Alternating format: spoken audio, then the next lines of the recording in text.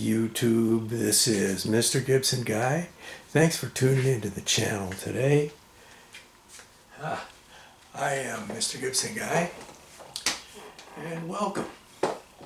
I do this YouTube channel, and I've been doing it for a number of years now.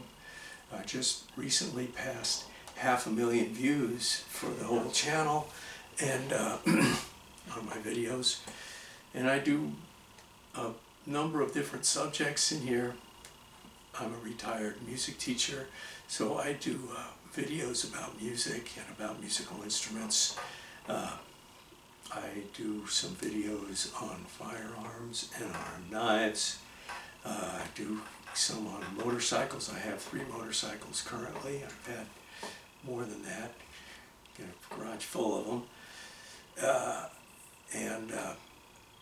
Also, something that has been pretty popular lately is that I do videos on film photography, classic photography, from the what do we call it, vintage photography, from the golden age of manual focus film cameras. And I found that there are quite a few digital photographers who are interested in learning more about film photography, and some of them even doing it. And I encourage that, because the existing cameras today, like what I'm using right now, are so simplified that as a photographer, you don't really know that much about what it is that you're actually doing, because the camera does it for you. And in the vintage photography, the cameras don't do anything for you. You've got to do them yourself. But this is a big day for me today on this video, because this is my 50th video on the subject of photography. I have playlists and everything, it's under rock music and classical music and guitar, acoustic music, guns or knives, motorcycle videos. And when this one gets loaded up in a few hours, I will have 50 photography videos. And I've gotten a lot of views on them and a lot of comments, made a lot of friends out in the photography world on YouTube. And photography is one of those subjects which happens to work real well in the format of YouTube. So sharing like this, where you can make videos and you have to know a little bit about video here. I've learned a lot about videos, but I kind of get held back with my equipment. As you see, I don't edit yet. I'm still trying to get one of my old computers to take the software so that I can do editing, but I have to shoot every video straight through. So that's how I've learned to do it. And I think there's a certain homey atmosphere to doing videos that are like that. But today, I promise you a really big video, and I'm not going to let you down. I got a camera, which is not a new camera, it's new to me, and one that I've always wanted, but I never had. And something happened last week that caught my attention for this brand of cameras, and made me look into it, because I hadn't looked into it. And I was shocked when I found this.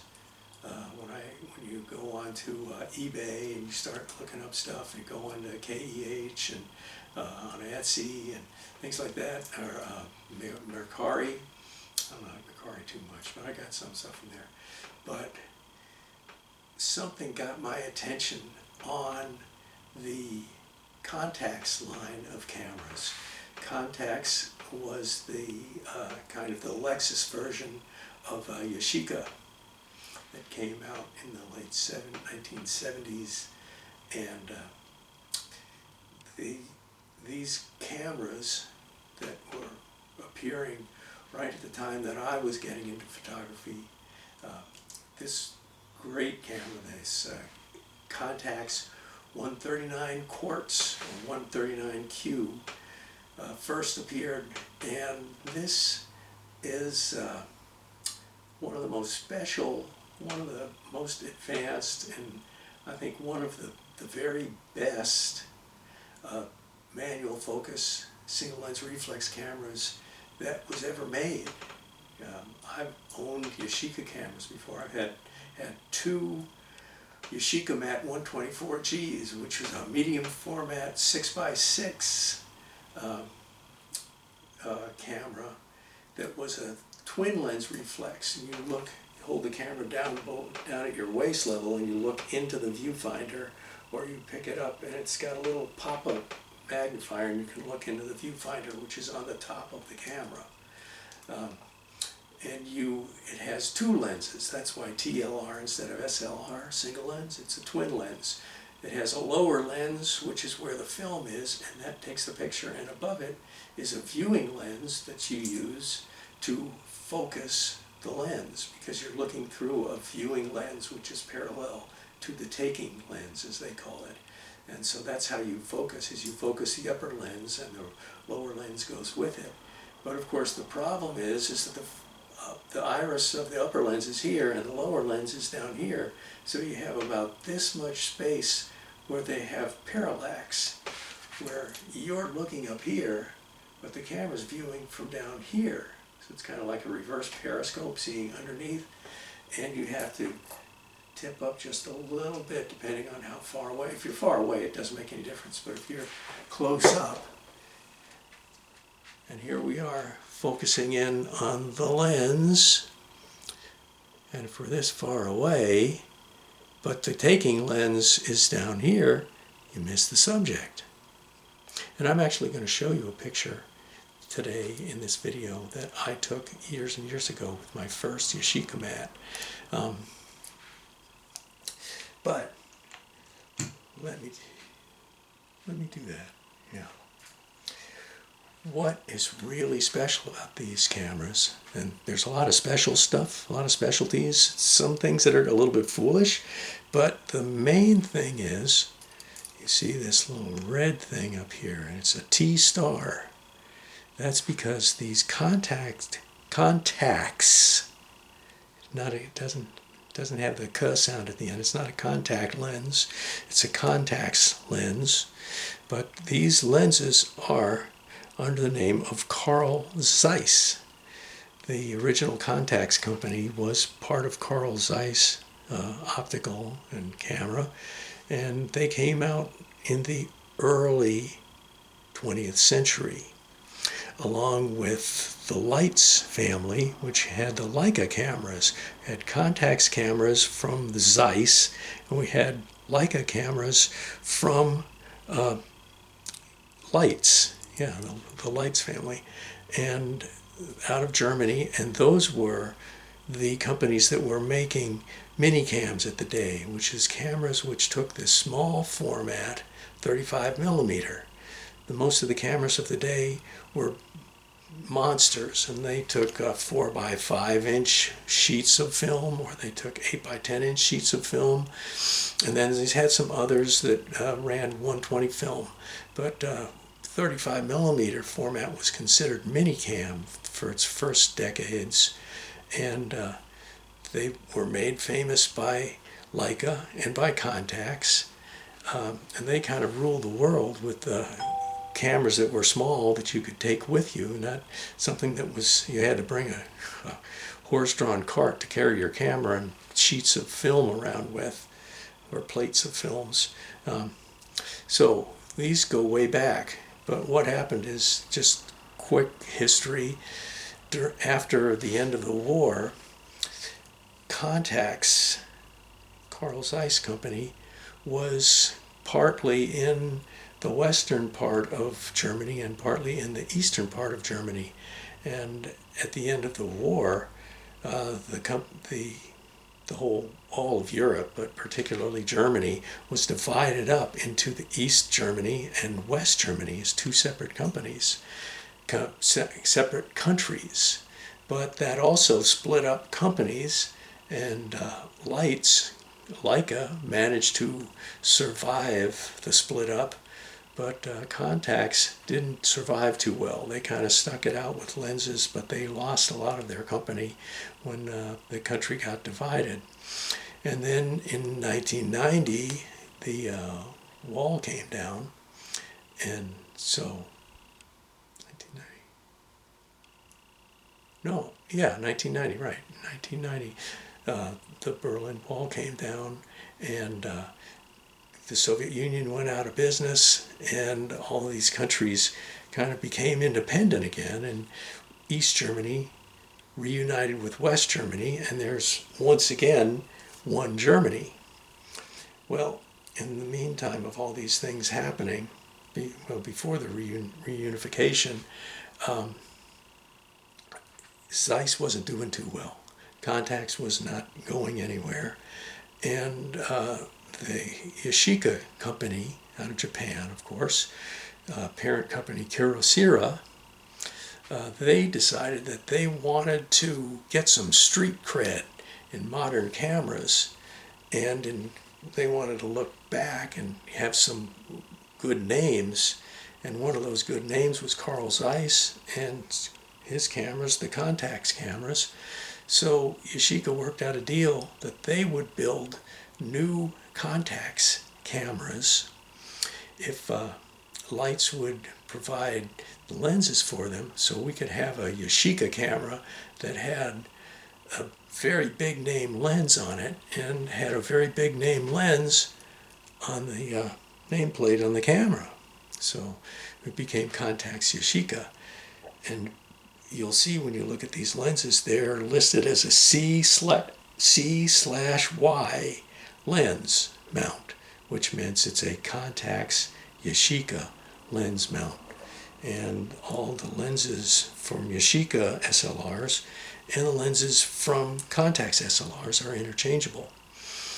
Well, with the resurgence of Contax and Carl Zeiss, in those days, it was a big thing to people, especially people that wanted a classy prestige camera, and these cameras were classy prestige cameras right from the very beginning.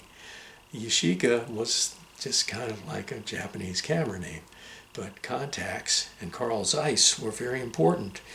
Now, a number of these Carl Zeiss lenses would end up being made in Japan by Yashica. They would also have some made in Germany. They also had some made in Singapore. They had some made in Portugal. So you find Contax lenses coming from all around the world. There's probably some more places that I haven't found yet, but that's just what I found in a quick search in country of origin for Carl Zeiss lenses. But in more current days, the manual focus film camera kind of just fell out of favor, and everybody went digital for a long time. And then as digital movies started coming out, and we started getting a lot of videographers replacing filmmakers, people that were doing stuff with video instead of with film, instead of movie cameras, these very high definition movie cameras came out, and they had some modern computerized designed lenses, but the lenses cost tens of thousands of dollars each. And so something that happened in starting, I guess, in the about 2010, about there, going into the teens of the 21st century,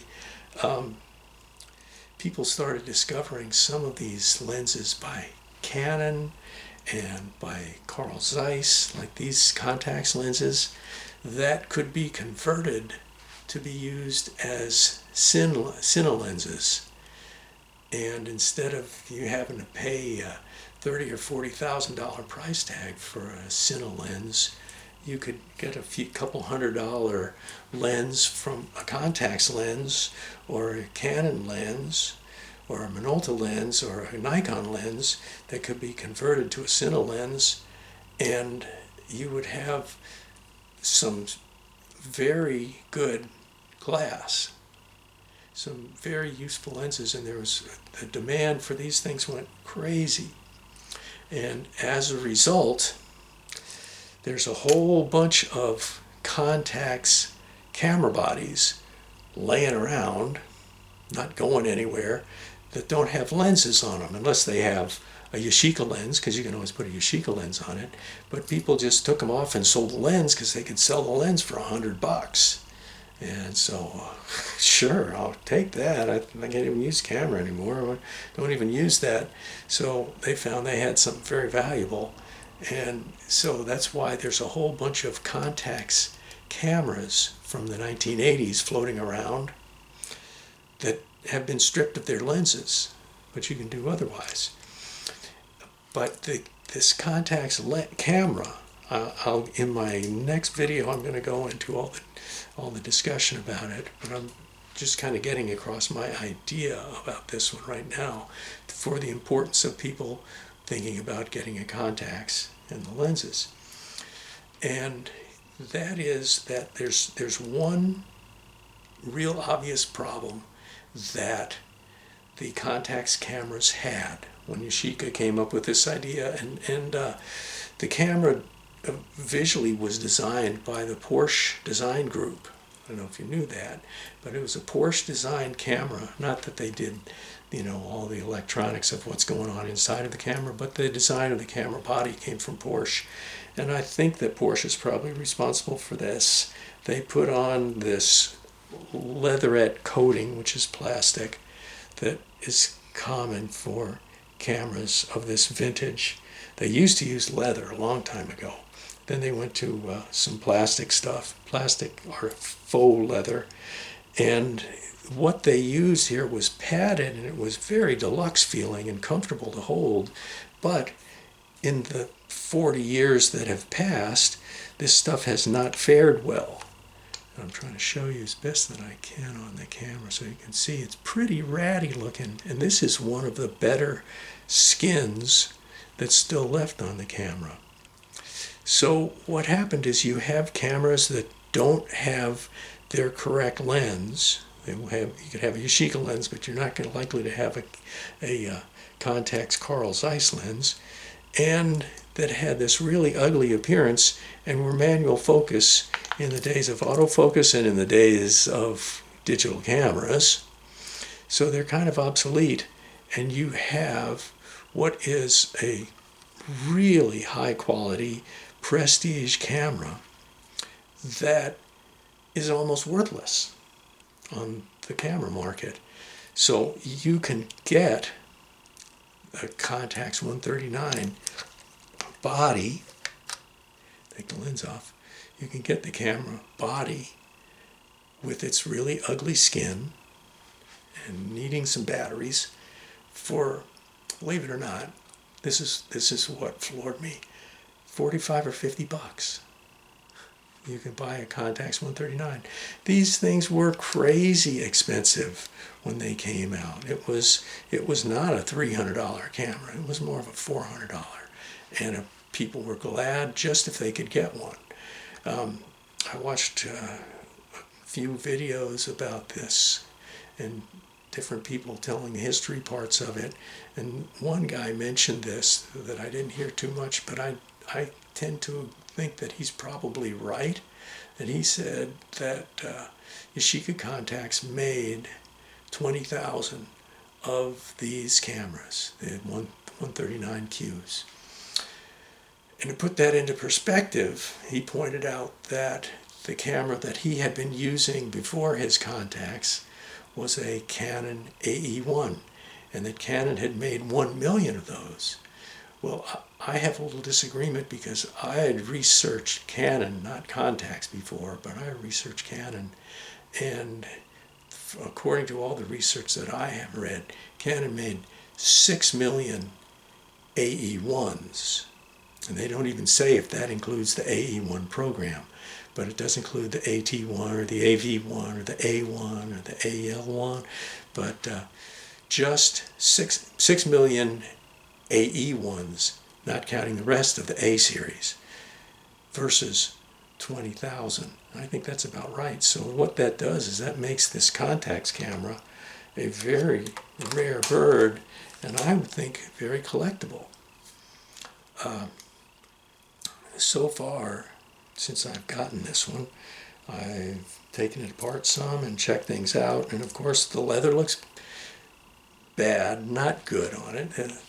It's really not that objectionable, but they have, and you can see somebody do this on YouTube, they have reskin kits available.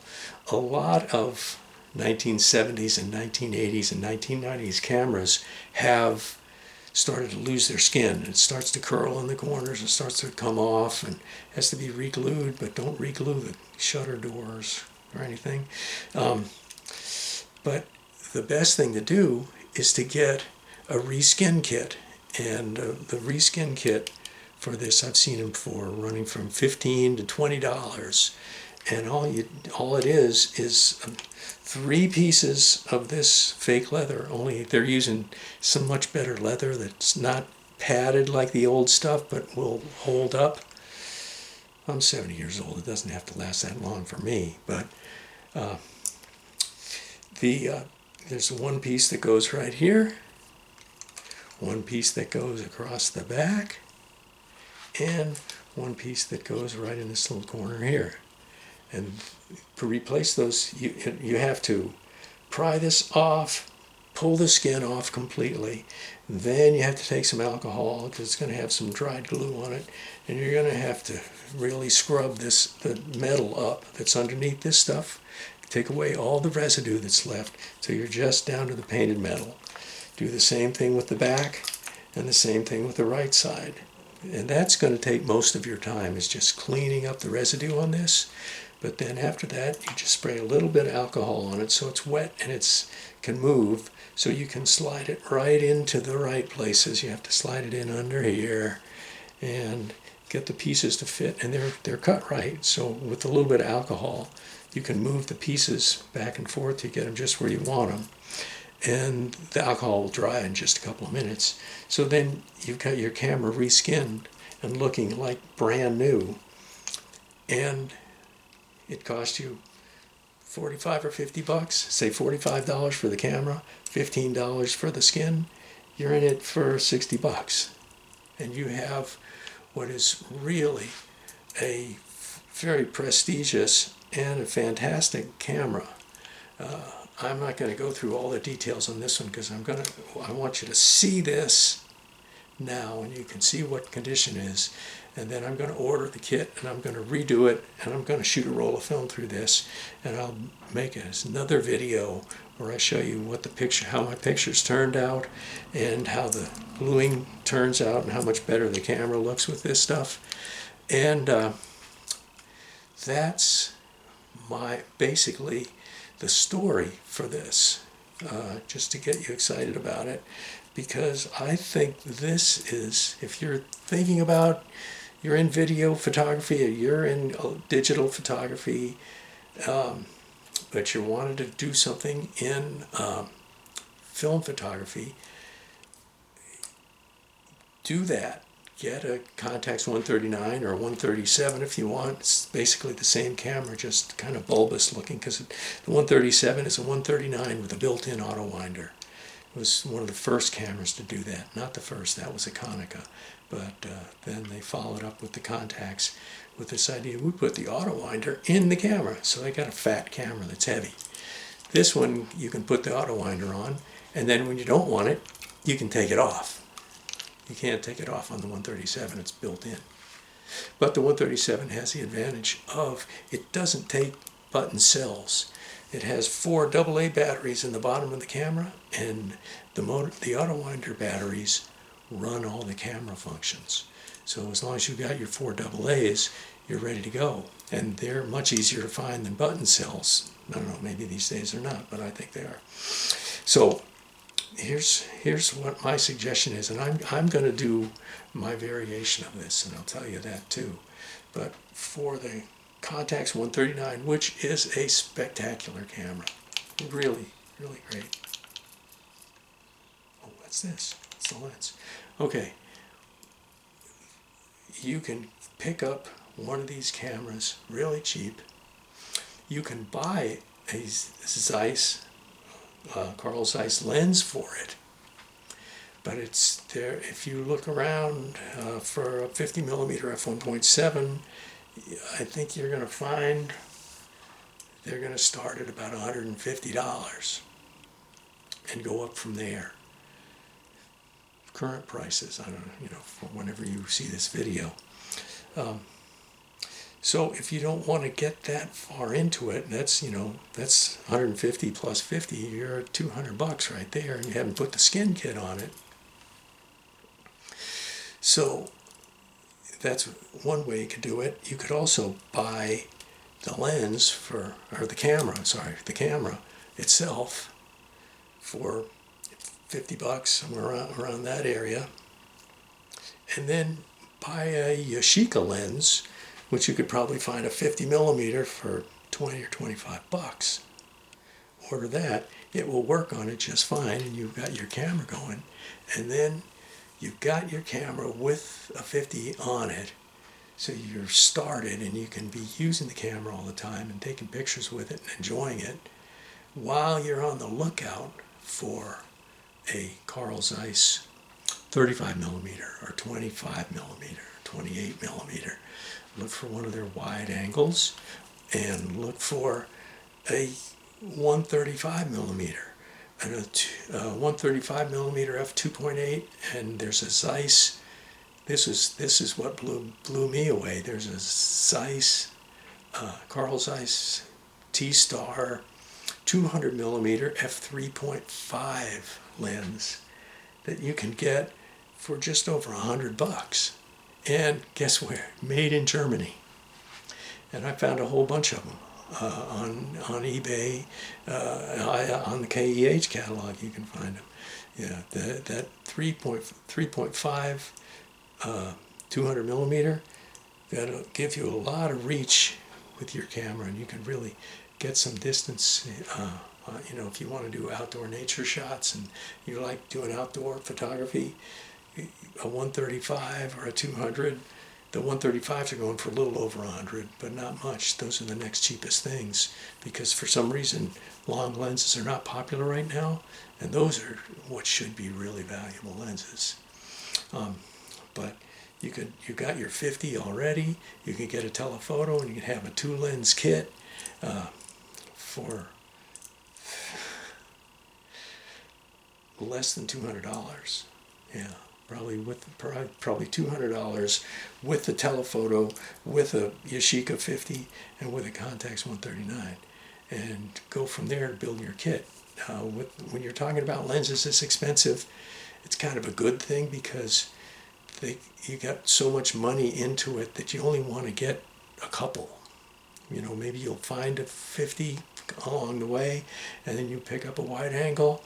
You got a 35, a 50, and a 200, or a 35, a 50, and a 135, and you got a whole set right there. You're ready to go. That would do it for Contax right there.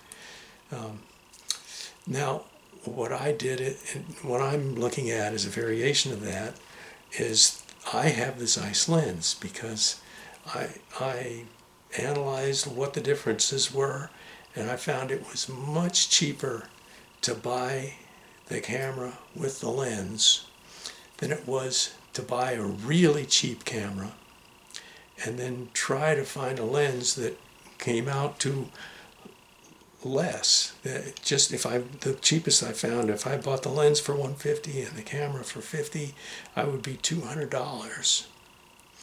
But I bought the camera and the lens together in a package, and they had 5% off or something. So I got it for $170. And all I needed to do was put batteries in, and it was all ready to go. And then I can change this, and I'll turn around. What I'm going to do is I'm going to take it, shoot some pictures with it, reskin it, do a couple of other videos with it, and then I'm going to put it up on my eBay store, camera store, and I'll list it for $225 or something, and plus a regular shipping charge, not a $40 shipping, $14 shipping, something like that. But I want to see how it goes. And if it sells fast, well, if it doesn't sell, I'm just going to keep the camera. Poor me. What a shame. I have to keep this wonderful Contax 139 with the Contax lens. And oh boy, I'll be looking for Carl Zeiss lenses all the time. I'll never get enough of those. But if it doesn't sell, I'll keep it, and I'll just have to suffer with it. And if it does sell, I'm buying more. That's what I'm going to do. If I'll see how it goes. But I'm telling you this because the first thing that I want to get across to everybody who sees this video is this is like a smoking deal right now because of the situation. If you are willing to do the work, and I would say of camera repairs, reskinning has to be the easiest one you can imagine. You just watch the video of the guy sticking this stuff on, and it's like putting a stamp on a letter.